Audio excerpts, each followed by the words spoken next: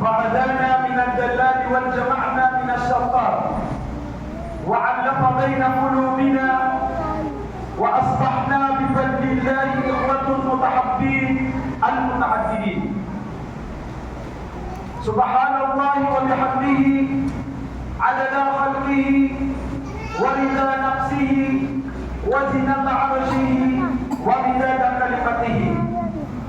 نحمدك الله حمد الحامدين ونشكرك ربي شكرا شاكرين ولقد ذكر ذاكرين. أشهد أن لا إله إلا الله وحده لا شريك له ونشهد أن محمدا عبده ورسوله الذي بلغ الرسالة وعد الأمانة ونصح الأمة وجاهد في الله حق جهاده. والصلاة والسلام على سيدنا وحبيبنا محمد صلى الله عليه وسلم وعلى آله وأصحابه ومن دعا بدعوته إلى يوم الدين.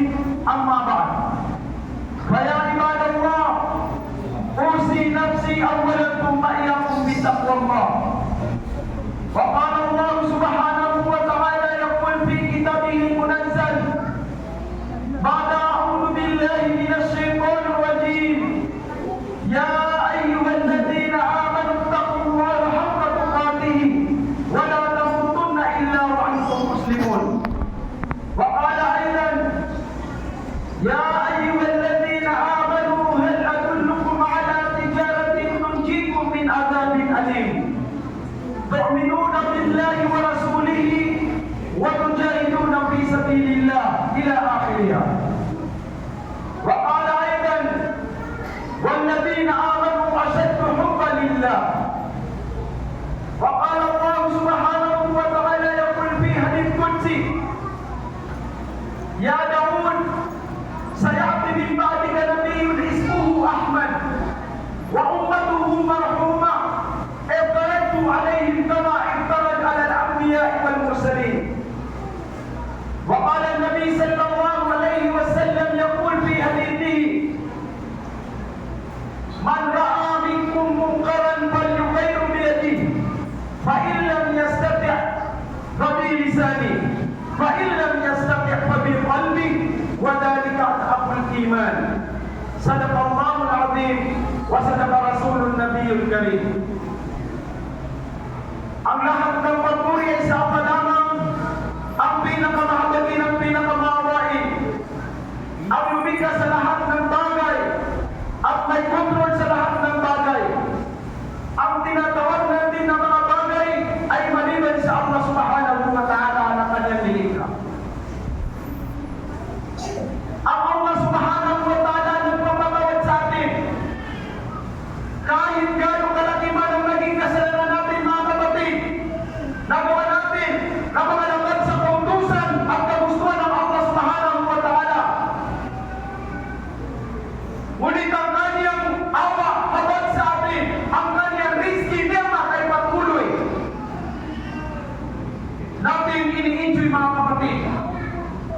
Pinapakinabangan natin ang kanyang niyama at rizki sa atin kahit napakalaki ang ating mga nagawang kasalanan. Ganyan ang pagmamahal sa atin ng Allah. Hindi natin maiiwasan na nagkakasala. Ngunit, mga kapatid, sa kabila ng lahat ng kasalanan na nagawa mo, pinatigil ba ng Allah subhanahu wa ta'ala ang hangin na binibigay niya sa'yo na libre? Pinatigil niya ba sa'yo ang pag-inom ng tubig? Pinatigil niya ba sa'yo ang iyong paggalaw? Makakagalaw tayo, mga kapatid, kung tayo ay papagalawin ng Allah subhanahu wa ta'ala. Ito ang dapat natin tandaan at ilagay sa ating mga isipan na ang Allah subhanahu wa ta'ala ay lubos ang kanyang pagmamahal sa atin. Kaya kailangan din na magampanan natin ang ating mga tungkulin bilang alipin ng Allah subhanahu wa ta'ala. Biruin niyo, mga kapatid, sa dinami na rin ang tao sa buong mundo, more than 8 to 10 billion population around the world. Pero, mga kapatid, isa ka sa kabilang sa ginabayan ng Allah subhanahu wa ta'ala na hindi mo inaplayan sa Allah nung ikaw ay naroon sa sinapupunan ng iyong nanay. Na, ya Allah, doon niyo po ako palabasin sa aking nanay at tatay na Muslim. Gawin niyo ang umat na bulsa sa. Wala pong ganun. Ang nagdesisyon ng kapatama dahil mahal niya tayong mga kapatid. Ya ibn Adam, law balagat dhunubuka anana as-sama, thumma astaghfartani ghafartu laka.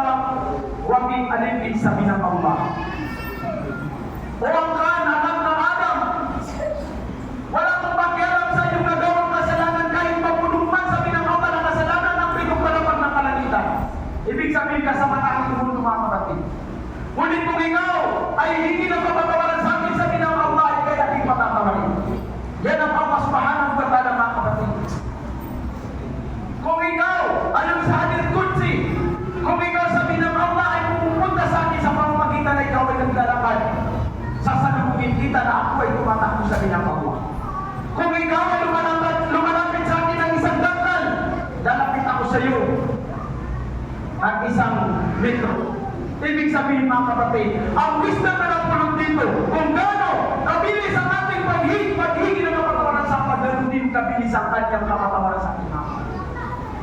Kung kaya't nararapat ka na itong sinabi ng Allah subhanahu wa ta'ala sa banal na Quran, o kayo na mga mananampalataya, katakutan niyo ang Allah sa tunay ng pagkatakot, at huwag na huwag kayong mamamatay na kayo ay hindi kabilang sa Muslim. Ibig sabihin, ito ay tanda na minamahal tayo ng Allah na ayaw nila tayo ay mamatay na hindi Muslim mga kapatid. Ayaw niya na mamatay tayo na hindi makapasok ng paraiso. Gusto ng Allah lahat tayo makapasok ng paraiso. Ito ngayon ang ating nauto ngayong araw. Ang tindara, paninda, na sinipti pa yan, sinaksiyan ng Allah subhanahu wa ta'ala na walang pagkalunod. Ang business mga kapatid, walang katiyakan. Maaari na hindi makabalik ang iyong puhunan dahil ikaw ay malulugi. Maaari na ikaw rin ay kumita. Ulit walang katiyakan. Ulit itong sinabi ng Allah ay 100% ay totoo mga kapatid. Ya ayyuhalladhina amanu hal adullukum ala tijaratin tunjikum min adabin alim.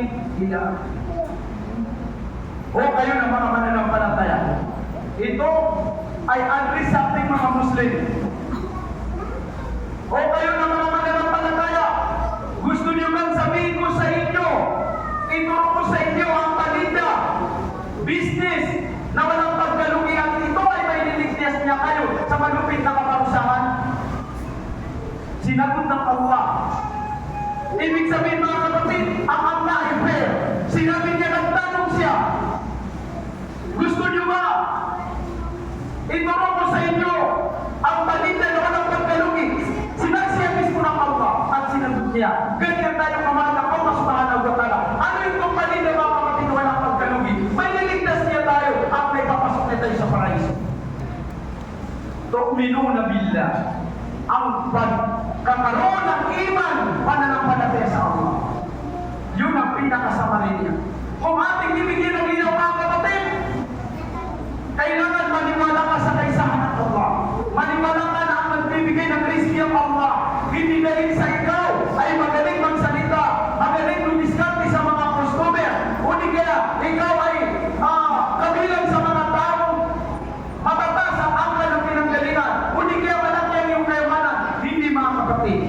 Ang ating rizki, kailangan may lalay natin sa mga isipan na magkakaroon tayo ng rizki kung ito ay gusto rin ng Allah subhanahu wa ta'ala. At wala tayong may dagdag sa ating rizki mga kapatid. Lang tanalu minha illa ma kasabtuhu laka. Sabi ng Allah, wala ka rin ibang kikitay maliban sa kikitay na ipagkakalog ko sa iyo. Ibig sabihin, maliban lamang sabi ng Allah sa nakalaan sa iyo na rizki. Bawat isa sa akin ay may rizki na nakalaan. Hindi ito nakukuha mga kapatid sa pamamagitan ng lakas, sa pamamagitan ng talino, sa pamamagitan ng connection. Bagkus ito ay sa pamamagitan ng Allah subhanahu wa ta'ala dahil siya ang nagbibigay sa atin ng rizki. Yan ang kailangan natin tandaan.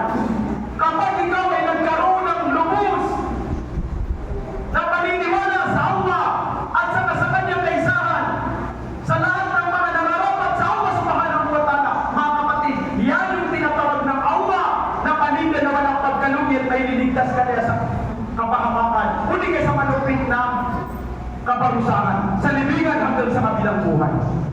Pinakayaw ng Allah subhanahu wa ta'ala ay magkakaroon tayo ng katambal.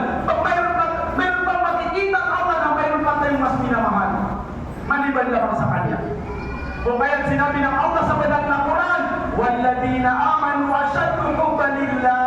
Yung mga tao, mga mukmin, lubos ang pananampalataya nila, paniniwala nila sa Allah, ay sila yung mga tao lubos-lubos yung kanilang pagmamahal sa Allah subhanahu wa ta'ala. Tulad natin ngayon, darating na naman ang Idul Adha, mga kapatid. Itong 10 araw ng Dhul-Hijjah, ayun pang 8 araw. Ano ba ang mapapala natin dito? Kung kaya ng Allah subhanahu wa ta'ala ay inilagalan niya, minamahal niya itong 10 araw ng unang araw ng Dhul-Hijjah. Sinabi ng Allah sa banal na Quran, "Wal Fajr." Sumumpang Allah sa Fajr, wa layalin asr, at doon sa mga 10 araw. Ano itong mga 10 araw na binanggit ng Allah? Ayon sa ating mga mufassirin, isa ron ang unang 10 araw ng Dhul-Hijjah.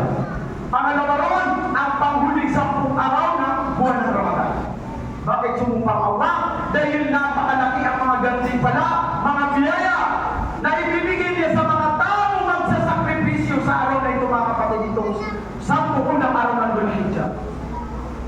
Una, kapag ikaw ay nagtayo rito, mga kapatid, lalo na sa iyong Arafah bukas, ngayong gabi, madaling araw, magtayo ka. Kinabukasan ng Yawmul Sabto, uli kaya Saturday, ay kakayo ka sa hapon, mga kapatid. Ibig sabihin, ang iyong kasalanan na nakalipas na 1 taon ay ipapatawad sa iyo ng Allah. At ipapatawad sa iyo ng Allah subhanahu wa ta'ala yung paparating na 1 taon. Bibigyan ng baraka ng Allah ang iyong pamumuhay. Ililigtas niya ang iyong pamilya at ikaw sa anumang sakuna at mga sakit at mga kalamidad. Poprotektahan niya ang iyong mga anak, pamilya, kabilang na ang iyong kayamanan. At bibigyan niya ng baraka ang iyong rizki. Ibig sabihin, hindi ka makuproblema, mga kapatid, at hindi ka malulugi. Ito ang tinutukoy ng Allah subhanahu wa ta'ala na paninda. Ano itong paninda na tinutukoy ng Allah? Maliban naman sa tu'minuna billah, paniniwala sa Allah subhanahu wa ta'ala at sa kanyang mga kakayahan. Pangalawa, mga kapatid, wa rasulihi, at ang ating pagkakaroon ng tiwala, maniwala tayo sa kanyang mga rasul, mga sugo, mga propeta, na ang kanilang dinadala ay para magtagumpay ang mga sangkatauhan, magtagumpay ang isang lugar, makapasok ng paraiso ang mga tao. Dahil, mga kapatid, ang dapat nating tularan, ang dapat natin mumiro ang propeta sallallahu alaihi wasallam ang kanyang mga gawain. Kapag ginawa natin yan, sinunod natin yan, naniwala tayo dyan, ito yung paninda na tinutukoy ng Allah na may liligtas niya tayo sa matinding parusa at may papasok niya tayo sa paraiso, mga kapatid. Itong unang 10 araw ng buwan ng Ramadan, buwan ng Dhul-Hijjah. Mga kapatid, may napapaloob dito na isang araw na tinatawag natin na Yawmul Arafah, kung saan ito ay napakalaki ang gantimpala na ibibigay sa atin ng Allah. Kaya sikapin natin. Ano ang gagawin natin ng mga amal dito, mga kapatid, sa natitirang Dhul-Hijjah na 10 araw? Pagpano ngayon, yung 2 araw, ano gagawin natin? Una, dadamihan natin ang ating jikra. Isang beses nagtanong ang propeta Musa alayhi salam, dahil nalaman niya sa Allah na napakahalaga, iginadalang niya, malaki ang gantimpala na ibibigay niya sa mga tao na nagdidikir dito, nag-amal. Sabi ng Musa alayhi salam, "Ya Allah, ano po ba ang dapat itasbih sa araw na yan, banggitin sa Dhul-Hijjah, dyan sa 10 araw ng Dhul-Hijjah?" Sabi ng Allah, ang pagbabanggit, pagsasabi mo ng la ilaha illallah. Walang ibang Diyos na sasabay maliban sa Allah. Walang ibang Diyos na hingyan natin maliban sa Allah. At yan ang isinabot ng Allah subhanahu wa ta'ala sa ating propeta Musa alayhi salam. Ano ba ang mga bagay na dapat natin gawin dito sa mga huling araw ng unang 10 araw ng Dhul-Hijjah? Pangalawa, mga kapatid, dadamihan natin ang pagbabasa ng Quran. Dahil iba, yung gantimpala na ibibigay sa iyo ng Allah ngayon at saka pagkalipas nitong Dhul-Hijjah na 10 araw. Dahil ito, ang Allah mismo ang magbibigay sa atin ng gantimpala na hindi natin lubos na maisip, mabilang ang gantimpala na ibibigay niya sa atin. Pangatlo, dadamihan natin ang ating mga sunatul muakkad. Kung dati-dati, hindi ka nagsusunat sa mga before waktu at sa after waktu, tulad ng lumod, asar, maghrib, isya, subuh, fajr, kaya kailangan mga kapatid, magsukat ka dahil napakalaking gantimpala na bibigay sa iyo ng Allah. Ano pa? Ang pagtatahajud natin. Dahil ang pagtatahajud, maliban sa nakakasan yung mga katawan, gaganda yung paligid kung ikaw ay nagtatahajud, yung gantimpala na bibigay sa iyo ng Allah subhanahu wa ta'ala ay napakalaki. Ito mga kapatid ang tinutukoy ng Allah subhanahu wa ta'ala na magkaroon tayo ng iman, magkaroon tayo ng paniniwala sa mga gantimpala na bibigay ng Allah pagkatapos natin. Magkaroon ng tiwala sa Allah subhanahu wa ta'ala pagkatapos natin gawin ang lahat ng bagay na ikalulugod ng Allah subhanahu wa ta'ala. Ano yung ibang amal na gagawin natin mga kapatid? Sadaqah. Iba yung gantimpala na naibibigay mo sa mga ibang araw at yung gantimpala na ibibigay ng ang pangalugulay. Mga kapatid, kung ikaw ay mayroong mabigyan ng tao ng pera, 1,000 halimbawa, yung 1,000 na yun, hindi mo mabibilang ang gantimpala na ibibigay sa'yo ng Allah.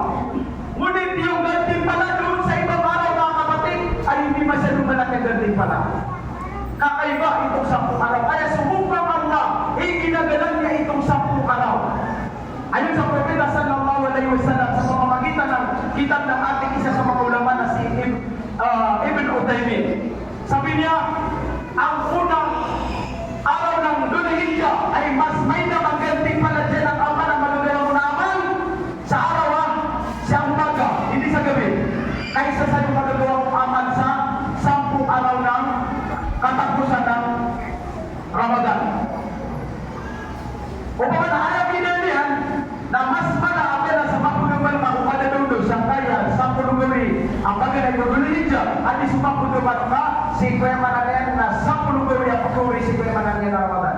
Si Kudunduro to. Ugay na si Kumadaloy na mas malapigyan ang bala sa ipagir bawang masakot to ang kuri ang gawin si Kuya Mananian na Ramadan kung gagawin ng mga pugamalama at isumpa gagawin sa kaya Dhul-Hijjah. Itibigan niya. So, ibig sabihin mga kapatid, sikapin natin na tayo ay mga pag-amal. Mga pagsala kabagay, ito yung tijara. Paninda na walang pagkalugi mga kapatid. Aqulu qawli hadha, wastaghfirullaha li wa lakum wa li sa'iril muslimina min kulli dhanb, fastaghfiruhu innahu huwal ghafurur rahim.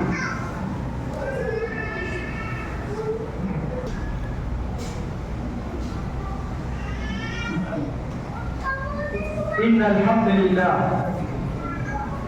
nahmaduhu wa nasta'inuhu wa nastaghfiruh wa na'udzu billahi min shururi anfusina wa min sayyiati a'malina man yahdihillahu fala mudilla lahu wa man yudlil falan tajida lahu waliyyan murshida. Ashhadu an la ilaha illallah wahdahu la sharika lahu wa nashhadu anna Muhammadan 'abduhu wa rasuluh. Wassalatu wassalamu ala sayyidina wa habibina Muhammadin sallallahu alaihi wasallam. Amma ba'd. Pangalipin ng Allah, sinabi niya sa banal na Quran, o kayo na mga mananampalataya, gusto niyo ba na sabihin ko sa inyo, ituro ko sa inyo ang paninda na walang pagkalugi at may niligtas niya kayo sa kapahamakan at hindi kaparusahan? Yun sabihin ng Allah, ang paniniwala mo sa Allah subhanahu wa ta'ala pagkakaroon mo ng iman. Pangalawa ay pagsunod mo sa mga propeta kanyang mga sugo. Pangatlo ay yung paglalakbay sa landas ng Allah. Pakikinig ba sa landas ng Allah? Amin pa mga kapatid, kasama na yung mga kayamanan. Dito napapanood na ang charity sa labas. Bakit napakahalaga ang sadaka mga kapatid? Kasama ko sa tijara na walang pagkalugi. Dahil bawang naibibigay mo na sadaka, nabibigyan mo yung mga tao na nangangailangan, napapakain mo, nabibigyan mo ng gamit, ay naging advansya mo yung mga kapatid, itingin mo ka sa kabilang buhay mong kaanihin. Doon mo mga kapatid makakash out. Ito rin ang dahilan kung bakit humahaba ang buhay ng mga tao.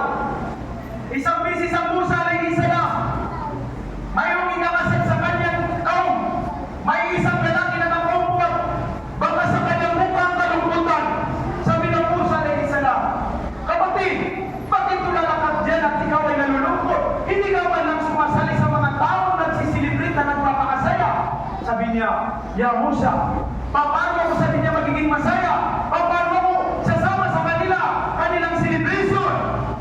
Sapagkat ang lalaking yan ay hindi pa niya sabi niya mahalikan ang asawa niya at siya ay dadat na ng kamatayan. Nalungkot ang Musa alayhi salam.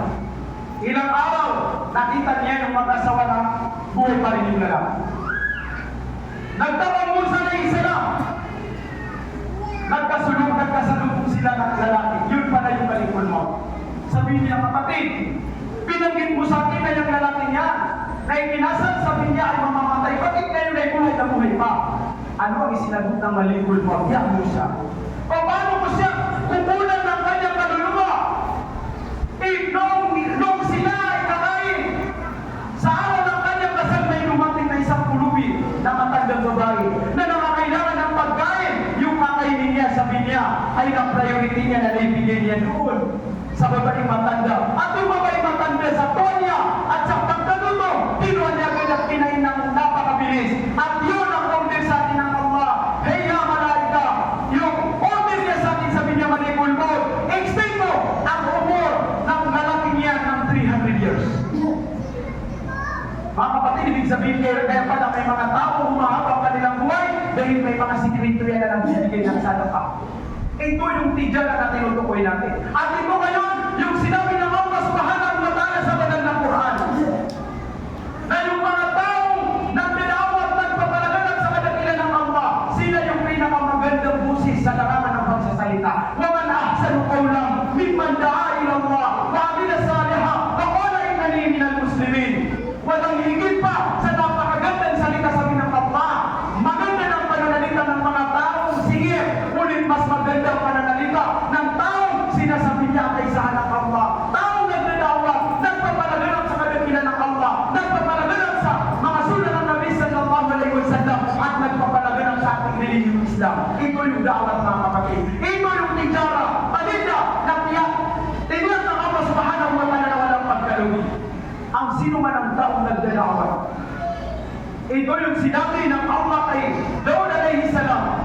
Nung marinig ni Daud alayhi salam ang katangian natin, hindi nakatay sa kapasabi niya, ya Daud, sayati min ba'dika nabiyyun ismuhu Ahmad. Mayroon akong lilikain na kauli-ulian mo ba sa kauli-ulian mo? Pagkatapos kung sabi niya na ang kanilang propeta si Propeta Muhammad sallallahu alaihi wasallam. Nagulat naman Daud alayhi salam. At ipag-utos ko sa kanila, ipapagawa ko sa kanila, tulad ng ipinagawa ko at ipinagutos ko sa mga propeta at mga messenger. Ano itong utos mga kapatid? Ano itong ipinagawa niya sa mga ambiya na inimusala at mga rasul? Ito yung da'wah. Kapanampay, kapamamatado. Wadakir fa inna dhikratan kahul mu'minin. Magpaalala ka sa binang Allah ya Muhammad dahil ang pagpapaalala ay pagbigay ng kabuti sa mga tao na nangpalataya sa Allah subhanahu wa ta'ala. So itong darating ngayon, hindi ko natin tatapusin ang ating khutbah. Ngayong madaling araw, inshallah, magkayuno tayo. Dahil ito yung Yawmul Arafah. Napakaganda pala na makukuha natin ito mga. Idil Adha natin, kinabukasan ng Sunday, June 16. At inshallah, dito natin gaganapin mismo sa compound ang Salatul Eid. Bakit napakahalaga ang Salatul Eid? Mga kapatid, ito yung araw kung saan sasaksiyan ang Allah subhanahu wa ta'ala ating sakripisyo. Sikapin natin na yung may kaya ay mga pagkurban. Bakit?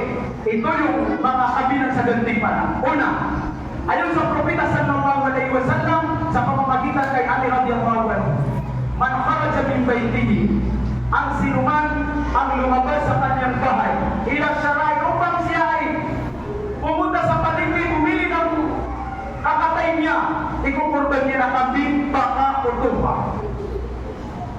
Bawat isang hakbang niya ay ikukwintahin ng Allah, bibigyan niya ng gantimpala ng 10 hasana at 10 masasamang nagawa niyang kasalanan. Imamayos niya.